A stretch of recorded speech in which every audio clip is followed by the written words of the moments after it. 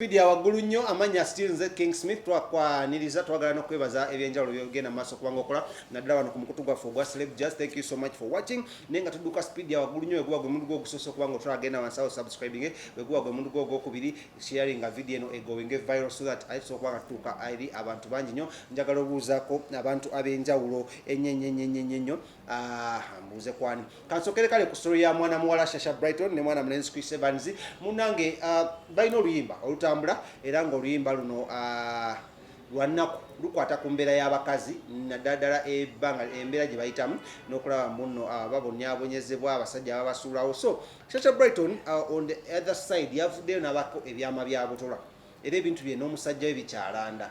At first we thought bagezaako promoting oluyimba luno, and later on we realized that Bami Shasha Brighton is going through some really bad situation. Jan mugezako kuyitamu ngene yekusibwa kubya nkolaganaye ne taata w'omwana we. However much muno kiruma omukyalo kubanga omuzaddemu omwana ate n'omuleka kibaluma nnyo. So for that sake mwana wa Shasha Brighton yavuddeyo n'abutula ebyama byendowooza yabyogedde asaga yabyogedde tasaga.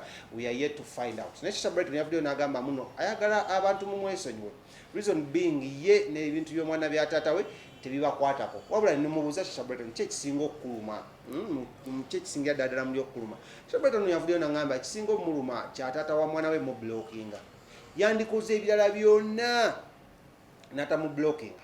N'agamba yeesonyiwa abasereebu abasajja abalina ssente nnyingi. However n'agamba kasetolinge n'ono omwami omu naye mu nsonga nga zino taata w'omwana okumala omuzaalamu omwana n'amuwayo obuyambi bwa myezi gumu 2-3-4 n'amala n'amublockinga ku simu nga tamuwadde reason lwaki amublockinze kubanga akacyayi yali akafumba amazzi yali agateekayo ng'afuuse housewife nga takyayimba nakuyimba bivulu byaki by'amaanyi. N'agamba kayeweeyo abeera omufumbo naye ekyasinga omuluma taata wa mwana we musulawo ate yakoma kumusulawo n'amublockinga. Tujjukire muno waliwo n'omuyimbi omu eyakaaba amaziga lwa kumubulutiikinga ne bubulutiiki buluma.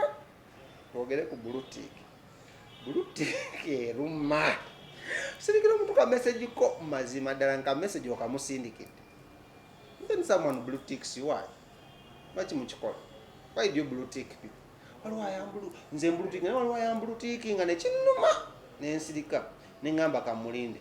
Nange yansindikira ka Happy New Year ne mu bulutiikinga mpaka nakati kimuluma. So naddala abakyala ebintu bino bya bulutiiki baluma nnyo. So Shasha Brighton bulutiiki mpaka nakati kale nonno ye bamubulutiikinga naye yamuleka katwano tiiki kati naye osinga muntu akublockinze maybe inakumu experience bw'osinga muntu akublockinze katiikingayo omulundi gumu kati kwaniblockinga tasobola. So ekyo kimu naye kyakubya yabootodde agambye ye akazaala abaana 6 mu basajja 6. Nengamba Shasha Brighton awo tutuuse abaana 6 mu basajja 6. 1 era gwe towuli toyiga omu watanayiga 2 husband material toyiga netugenda ene ku lusani ewa Jose Tede toyiga awo netugenda toyiga okuna tonayiga okutani wadde omutima omukago waddeyo omutima. Shasha Brighton ekintu kino okikola otya? So Shasha Brighton munange yamaze okubanga abotula ebyama bityo era n'agamba ye tagenda kuddira bintu by'abasajja era mu mwesonyiwere ddala nnyo era n'agamba kyevaayo nayimba akayimba ne Chris Evans kasobola okuba nkamuli ow'omutima n'okuba nkamuli ow'omwoyo. So for that sake twagala okuba nga tukusabira mwana muwala Shasha Brighton naye Chris Evans teweeseseza nnyo ku Shasha Brighton kubanga tukumanyi nga jazz boy saagala otandike kugiraagira oyinza omutwala mu nnyaanya ate ebiyinza okuva mu nnyaanya tubimanyi tegedde bunyo oyinza otandika ozanyireyo jangu nkukwekule. So jangu nkukwekule kibooko y'amasanso n'ekyankalana nondabira ate nga tufunye omwana omulala. So nenalaye Chris Evans Shasha Brighton these people kind of match kale oli mweru nnyo naye they match ate Chris Evans ali sirowa ebintu byayogera mpolampola. So my opinion is Shasha Brighton soka weesonyiwemu abasajja. Chris Evans funa omukyala atali Shasha Brighton.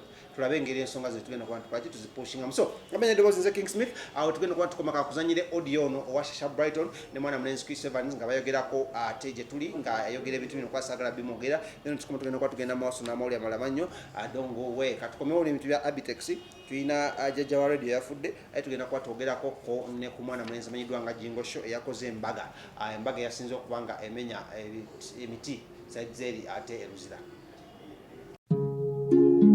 Oyagala omukolo gw'ogwenjawulo gubeere n'ebijjukizo mu nnyumba yo? Kankwanjulire ba King Montage Photo Studio. Ffe bakafulu mu kkuba ebifaananyi n'okukola video. Olina wedding, birthday party, kukyala, nika, baby shower, photoshoot oba music shoot na buli kimu kyonna ky'oyagala. Ffe tusobola okuwa ebijjukizo ebirungi eri ebirooto byo. Ate nno mwana wattu kusintiiza omuntu wa bulijjo. Tusangibwa Nankulabe ku Bitaala ku Prime Tower Level 3 Room D04. Okumanya ebisingawo tukubire ku namba zino: noti 7 noti 2 emu noti 4 emu 25 oba noti 755 3 731 oba noti 777 noti 23 4 noti 5. King Montage Photo Studio. Ffe tusobola okuwa ebijjukizo ebirungi ate nno mwana wattu kusintiiza omuntu wa bulijjo.